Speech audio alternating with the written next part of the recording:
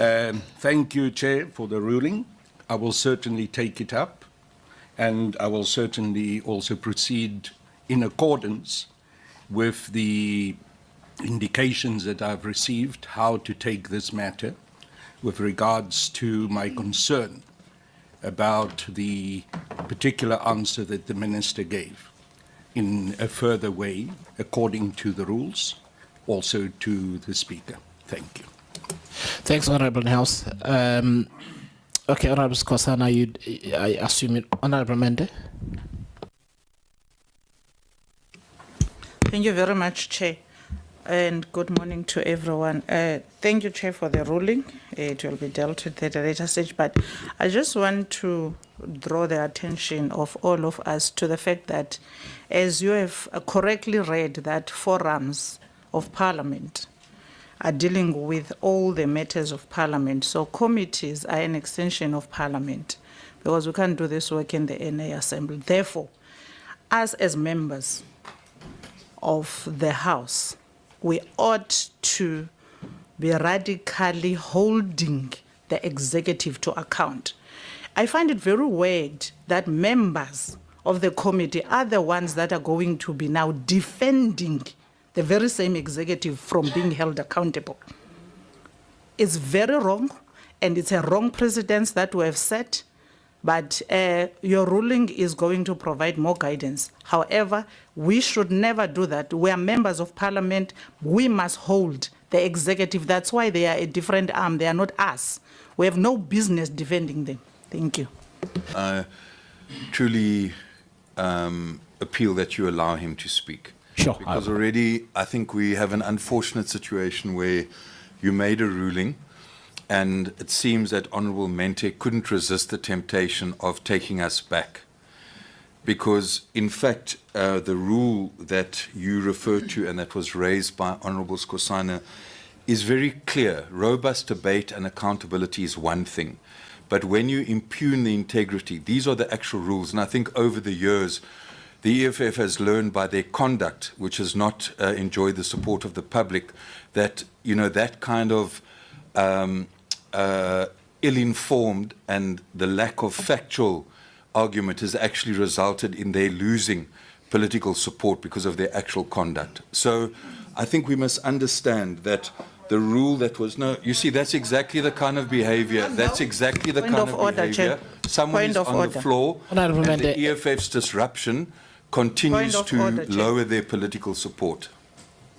Okay, honourable members, may I please ask that we take the guidance provided. Honourable Skosana, I don't know if you want, because the ruling pertained to you specifically, so let me give you an opportunity, but can we please?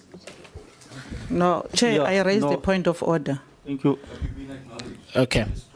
Shut up. Honourable Mente, we cannot use language like that when. No, he just used the very same language. You allowed it. No, but you allowed him to insult us in this committee. Honourable Mente, that explanation he is giving, it's not an explanation, it's an insult. Honourable Mente, Honourable Niehaus. And we are not going to be allowing people to come and insult us here.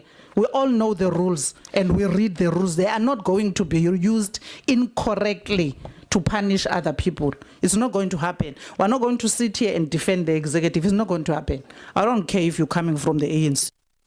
So, Honourable Mente, that being the case, may I ask you, because I've given the advice, may I ask you that you follow the advice given if you feel Honourable Dugmore has impugned the rules? No, sure, but please, the guidance has been provided. I will provide the guidance to you as well. You then raise an objection similarly to the guidance that has been provided to Honourable Skosana. Thank you very much, Chair. Thank you, acting DG, and the clarifications by yourself and the Minister. Now, I need to understand your way forward, because everything else you have explained, it doesn't really require us to ask any further questions. The understanding is that the department doesn't exist. If it exists for the benefit of a few. Now also, having an appreciation of the transitional moment when the MKV was established. We had a mix of apartheid and the democracy. And even that ministerial committee or commission was not very much experienced with what we want to do and want to achieve for the new South Africa. And of course, military veterans were treated as the economic freedom fighters of the time. Now, we need to not create a space where we have different crops of South Africans. Because as you explain now, the demand of those that are in the MKV is that we are priority than other South Africans. Therefore, whether I have a qualification or I don't have it, for the fact that I was part of it, of a database which cannot be confirmed, because MKVs of that time and today, I'm sure half of them are gone. Naturally, nature has taken care of that. But the number keeps growing, and the number that you are servicing doesn't make sense. Hence, you are facing these demands. The people that are demanding, and if we were to ask in terms of the organogram and the officials that you have and their ages, vis-a-vis the qualifications, and the utilizing the system which has a memo that was designed to accommodate people who did not have an opportunity to get qualifications at the time. And now it's two different things.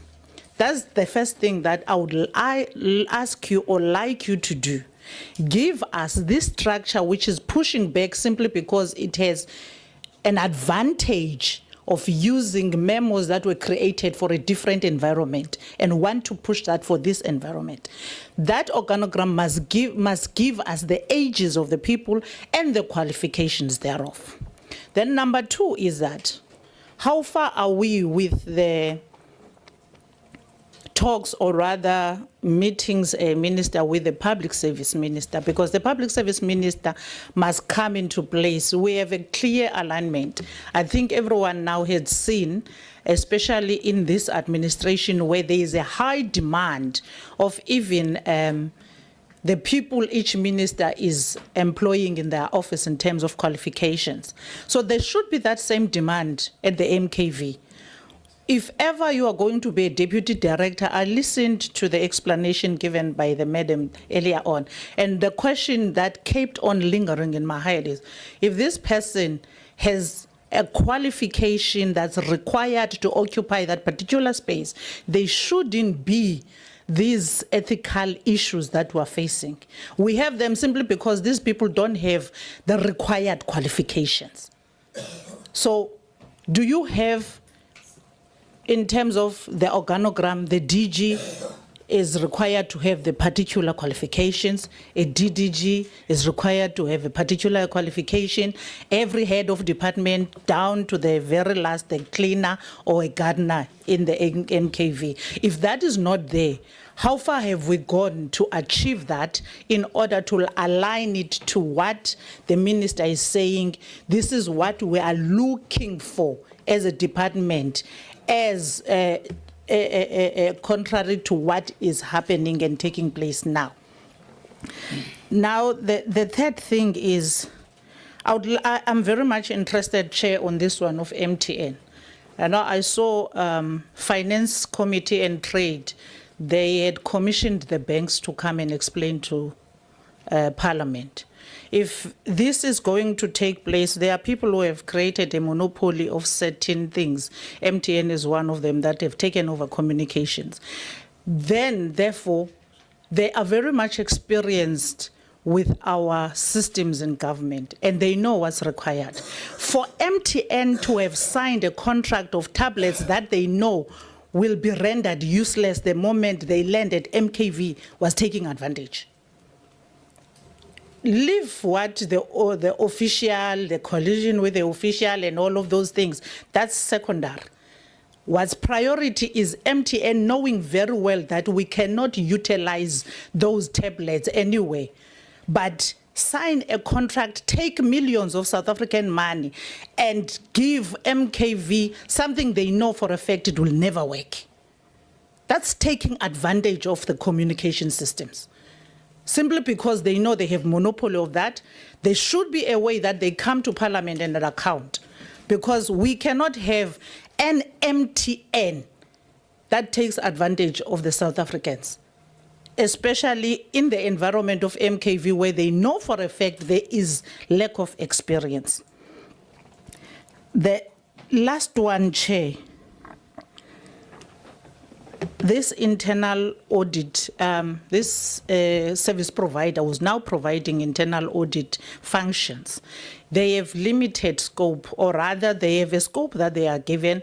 Whatever you then establish that they was supposed to be part of the scope, however, it's outside the scope and therefore they can't provide answers or rather work on that particular thing.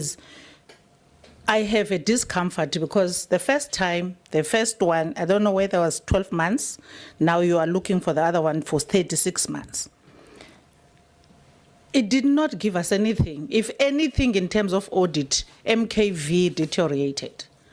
It went from better to worse with this service provider that's outside. Now, my problem is there someone who's designing a proper scope which is required for them to come, or we are going to see them in 3 years' time, Chair, being brought by SIU that they were given a little scope but paid so much amount, yet they did not deliver, because I'm foreseeing that we're going to see that. Now, who is designing a proper scope for these people?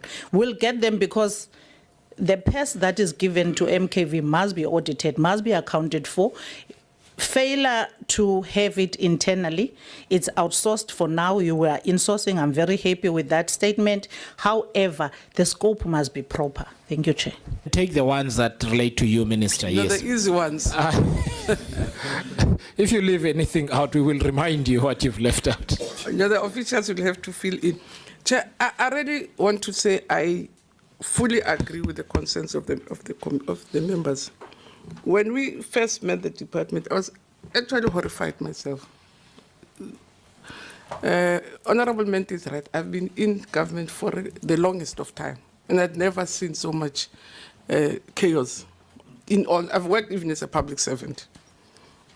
And what we did as the first thing, we agreed with colleagues that we have to stabilize, because this thing still, whilst it is a wrecked ship, it still has to look after people's lives. So we agreed the first step was to go into a strategic plan and say, what is it that we salvage to be able to do that which we were supposed to do whilst we're looking at other things. I can assure you, at the first strategic meeting, I thought it was a normal procedure or process. After we had formed work teams, other members were surprised to say, I'm so surprised that so-and-so has agreed to talk to me or to work with me.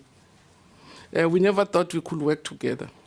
That's how difficult it would have been. But slowly, I think we're beginning to find each other. So it's been a journey, and we've really tried to work on it. And it's a journey that, as a department, we couldn't do on our own. That's why we're calling on other sister departments to assist us.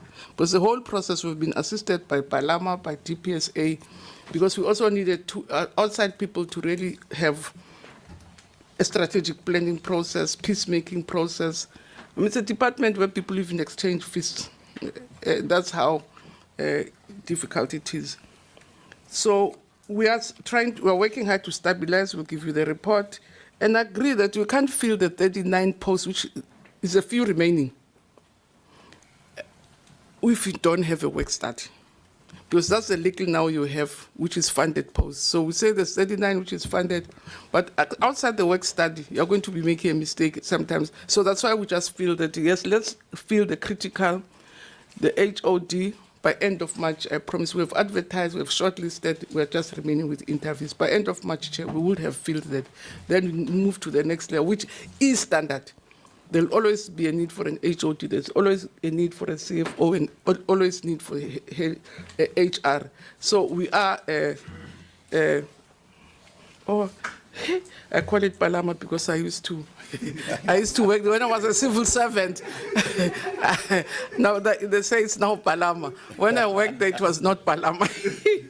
So they have been assisting us, Chair, to really, that's why we're going to the sitters, and I'm happy that you're saying you'll get us help. So we have to fill posts, we have to do the work study, and make sure that they remain, because we have a department that performs at 20%, that spends at 80%. And simply because it's completely